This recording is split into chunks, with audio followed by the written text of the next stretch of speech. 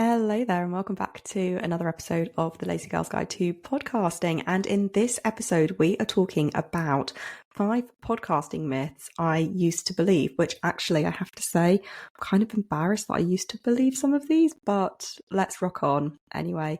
If you are new to the show, then welcome back. It is great. No, doesn't even make sense. If you are new to the show, then welcome. It's great to have you here. If you are returning to the show, then thank you for coming back. It's great to see you here again. So without further ado, we are going to crack on, as I said, with 5 podcasting myths that I used to believe. And some of these I find kind of embarrassing that I used to believe them, but let's crack on with them anyway, because I feel like they're actually myths that don't get talked about, and that a lot of what I'm going to talk about, there's 5 myths in total, and I feel that there's a lot of misinformation around there and a lot of people still believing that these myths are not myths and are actually true. So I wanted to break them down because, as I said, I do think there's some bad advice circling around there, and also I just want people to learn from the mistakes. And I put off certain practices for a very long time, or I did not do something for a very long time because I thought that these were true. So the first one, which I think is just a given that a lot of people do, is that you need to get big guests on your show and rely on them to promote your episode in order to grow your audience. Oh my gosh.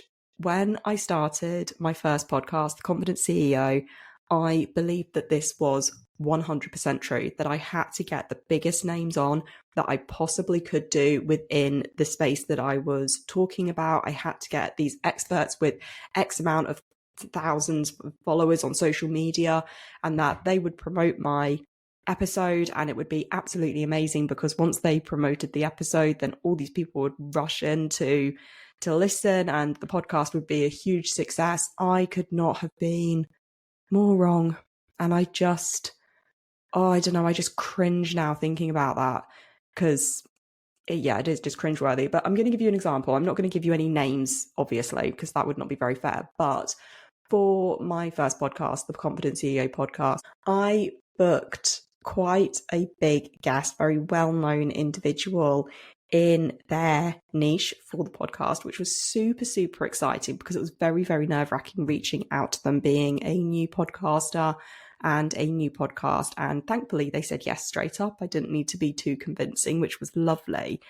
And they at the time had 5-figure followers on Instagram, and then they had goodness knows how many of the followers on different platforms as well. So they had a huge, huge audience. And I was very much in the mindset of, oh my gosh, this is absolutely amazing because they're going to come onto my podcast. And then when the episode launches, they're then going to promote that to their audience. And then I'm going to get in front of, these tens of thousands of people in their audience who are all going to come and listen to the podcast episode. And you think about it when you say it like that, and you're like, oh, that logic just sucks. That logic is stupid, just absolutely ridiculous. Think about it from a different point of view, that if your favorite celebrity, for example, is on a podcast episode, do you necessarily rush out and listen to that podcast episode? Or if they are in a film or on a TV interview, do you necessarily watch that episode of that or that film? Now, there are going to be some people who are immediately thinking, yes, I watch and listen to everything that a certain celebrity is on or in. But then there's also other people who are like, no, I wouldn't bother. So it's really, really bad and stupid logic to think just because somebody is promoting an episode to tens of thousands of people doesn't mean that those tens of thousands of people are, first of all, seeing the post, and then also that they are going to be watching the episode, or listening to the episode. So I just think that's crazy, crazy logic. But I see so many podcasters make that mistake time and time again, where they're like, oh, I have to book this name because then they'll promote it to their however many followers on Instagram or TikTok or whatever, and then all those people will come and listen to the podcast episode. And that's just not the case at all. Like I said, how often when you see something promoted, do you say, I have to listen to that podcast episode because so-and-so is on it? Yes, some people might, but a lot of people aren't going to. And it also goes back to the whole thing about when you post something on social media, how many of your audience actually see it? How many of your audience are made up of bots or, people and accounts that don't, that don't get updated, that don't get checked anymore? There really is that thing of just remembering the logic of just because you've got somebody on your podcast does not mean that they're going to promote it, first of all, because they're under no obligation to promote it. It's not their podcast, it's your podcast at the end of the day.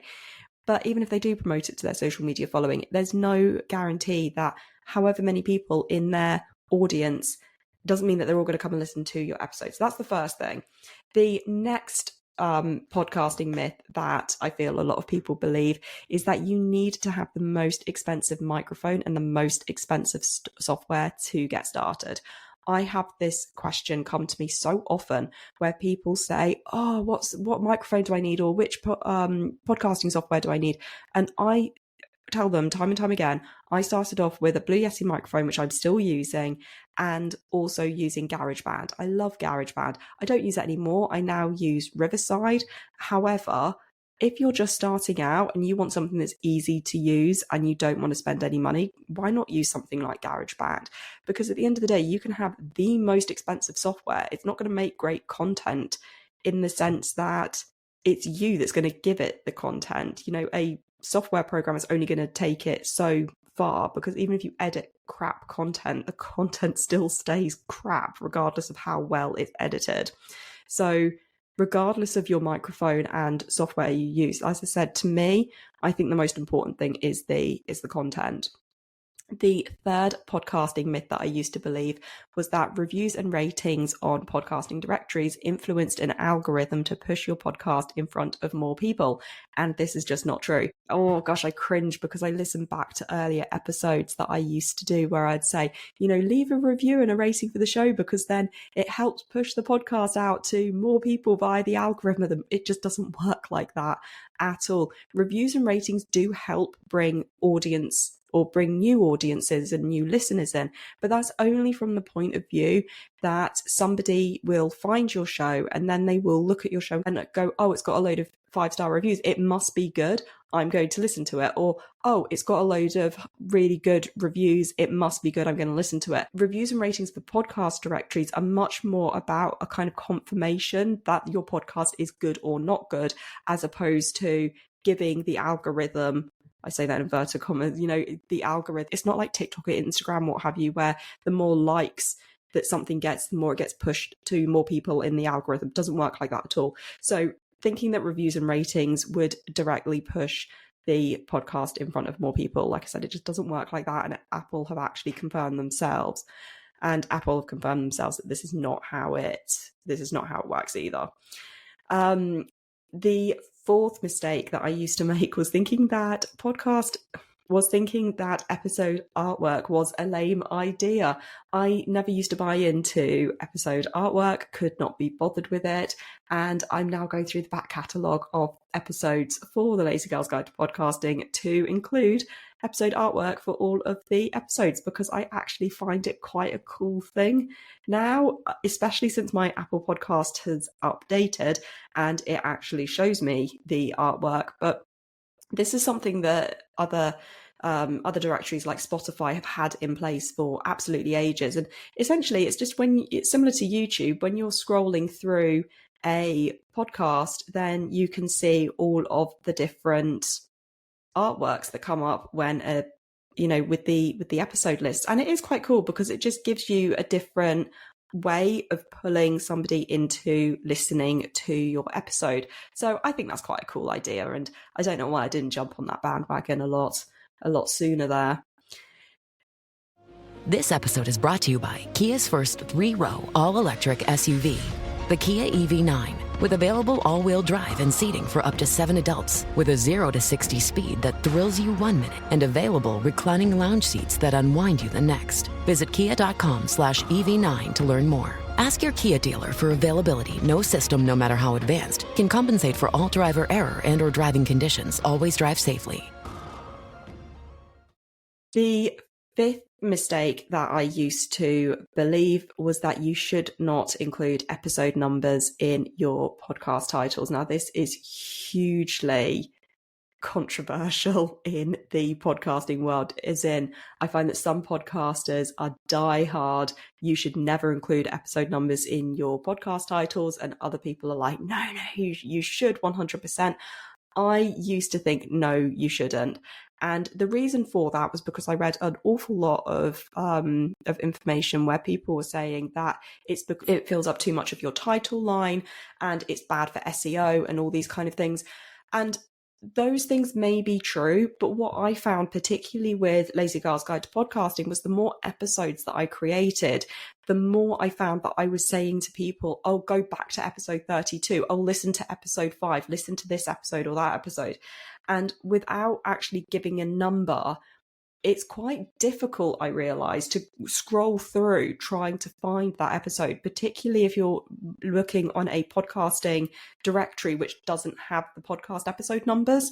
So for me now, what I do is I just put EP, the number, and then a colon, and then I put the rest of the episode title, because I just find it so much easier when you're scrolling through to go, oh yeah, I've been recommended to go back to episode 45, for example. I'm now going to listen to it. By the way, episode 45 is about preparing for podcast monetization and the key steps to success, so the things you need to do before monetizing your podcast. So whilst that was completely random, that is actually quite a cool episode to plug. So do go back and listen to episode 45 if you haven't already.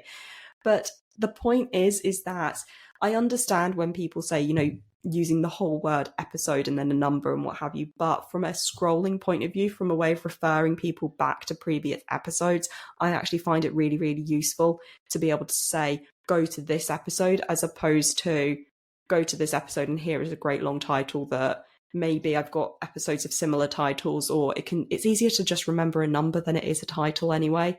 So yeah, I now include episode numbers in all of my podcast titles.